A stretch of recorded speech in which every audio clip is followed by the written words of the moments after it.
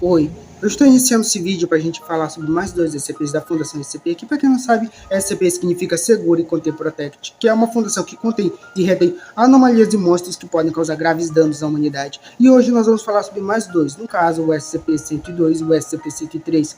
Claro, não é? A Fundação SCP classifica todas as anomalias de SCP em três áreas, desde a segura, que é safe, a mediana, que apresenta risco ou pode apresentar um risco futuro, que é a Euclídeo, e é claro, a Kitter, que é a mais perigosa, onde qualquer um que entre em contato com a SCP tem um sério risco da pessoa acabar morrendo.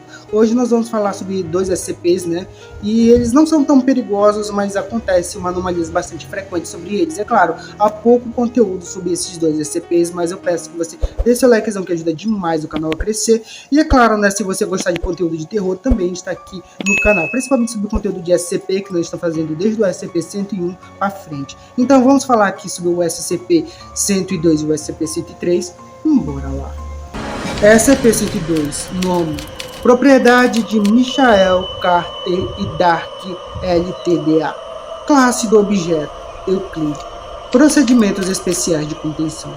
SCP-102 encontra presente na posse de Michael Carter e Dark Ltda. Considerando que a propriedade é um objeto e apresente vinculação com uma escritura acordada legista, independente das desapropriações de SCP-102, não poderá ser transferido para patrimônio da Fundação no futuro próximo.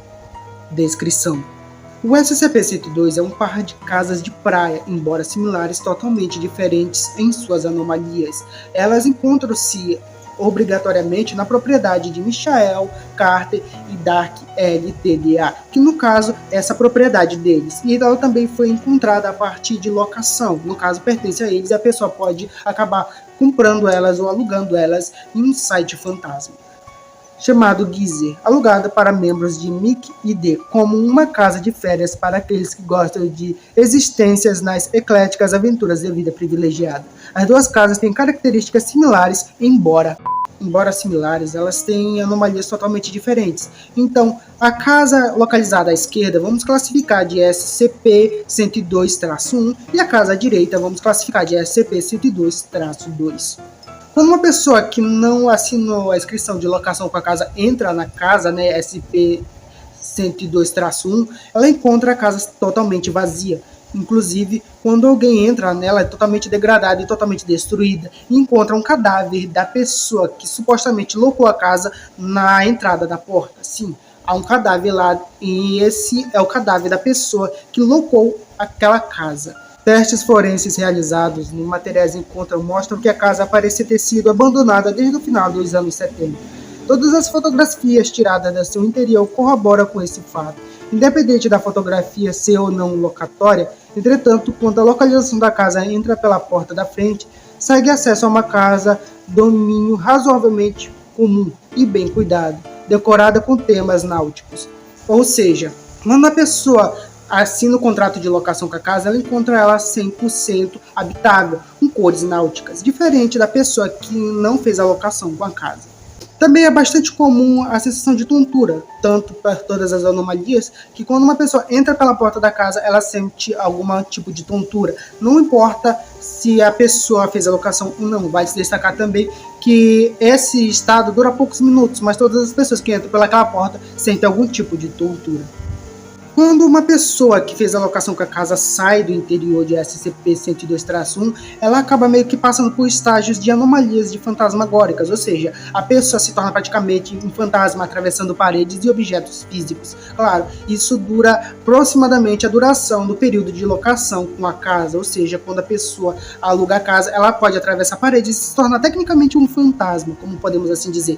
Só que quando a pessoa meio que o tempo de locação acaba, a pessoa acaba desmaiando. Não importa o período, a pessoa sempre vai acabar desmaiando e ela acorda no exato local onde aquele esqueleto estava, na porta da frente da casa, no caso, né? Onde deveria estar o esqueleto da pessoa que alocou a casa. Realmente, a pessoa meio que acorda onde esse esqueleto estava. Claro, não é a pessoa que acorda depois do período de locação, ela vê a casa totalmente degradada e destruída, como as pessoas que não alocaram a casa veem.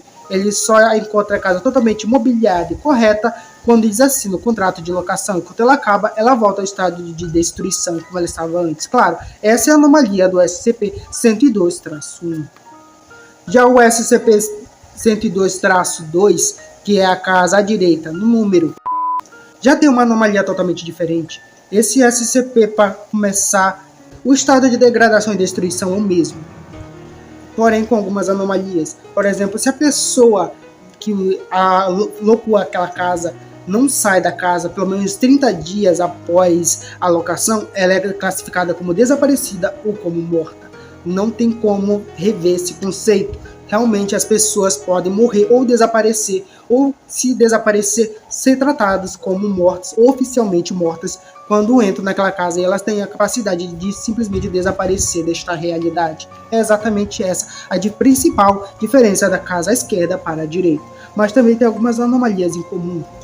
Quando alguém deixa a locatória da casa do SCP-102-2 localizado à direita, deve receber tratamento de suplementos esteroide para combater, monitorado constantemente para verificar índices de aberrações psicológicas, ou seja, um grave dano psicológico pode ocorrer às pessoas que entram e locam a casa à direita do SCP-102-2. Vale se destacar também um adendo. Todas as informações neste relato são suposições, embora seus detalhes sejam consistentes nos relatos de diversas fontes. O conteúdo deste relato foi obtido por entrevista com funcionários de classe D, número 107086-9. Pena de morte, estupro e homicídio, 1033-654. Prisão perpétua, assédio sexual agravado por menor de idade. E 1033-654, pena de morte, redigido. Quais eram inquilinos frequentes de SCP-102-1 antes das suas prisões. É autorizado que D-1033-654 utilize efeitos de SCP-102-1 para cometer dados expurgados. SCP-103, nome: um homem sem fome. Classe do objeto: Euclide.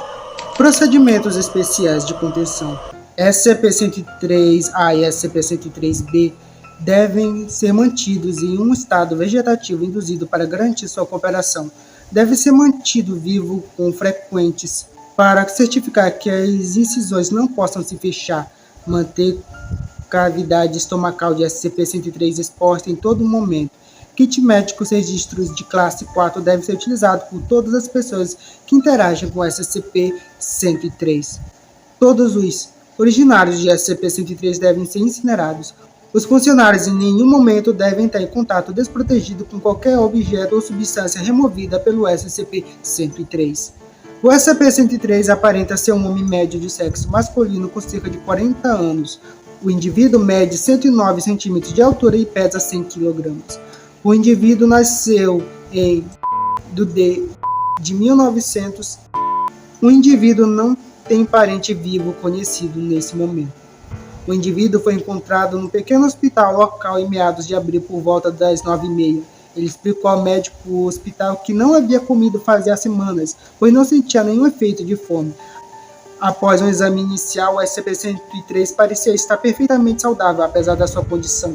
SCP-103 continuou a explicar para a equipe que não sentia qualquer necessidade de comer. Adendo 103-A. Todos os testes até o momento têm sido inconclusivos. É muito improvável que qualquer teste novo ensine algo diferente com relação à inconclusão do SCP-103. Investigações concluídas, indivíduo liberado, mas mantido sob observação e o sujeito ao exame médico obrigatório mensais. Foi fornecido ao SCP-103 um meio de entrar em contato com funcionários da Fundação no caso de mudança em sua situação. Os registros de pesquisa devem permanecer arquivados. Adendo 103-B.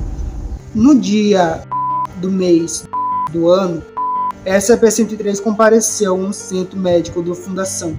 Nesta ocasião, o SCP-103 foi observado vomitando grandes quantidades de sangue, a quanto maior em quantidade em litros. Inclusive, o adendo é que este sangue não corresponde ao DNA do SCP-103, ou seja, é um DNA totalmente à parte do DNA do próprio SCP. Foi tentado um procedimento de lavagem estomacal que fracassou devido ao volume de sangue sendo produzido. Após horas, o fluxo de sangue cessou. Pouco tempo depois, a equipe médica da fundação iniciou o procedimento de cirurgia exploratória. Ao abrir a cavidade de estômago de SCP-103, Dr. In observou várias saliências ao longo do revestimento exterior do estômago, formando aproximadamente um rosto humano. Quando o Dr. In tentou executar uma biópsia, a protuberância subitamente recuou, dando a entender que eles eram a marca de um corpo estranho no interior do estômago. Dr. In foi instruído a continuar o procedimento exploratório e teve desempenho admirável. Sua relutância foi notada no registro e será submetida como prova nas audiências do julgamento na corte marcial no supervisor. Ocorreu um incidente com relação ao SCP-103.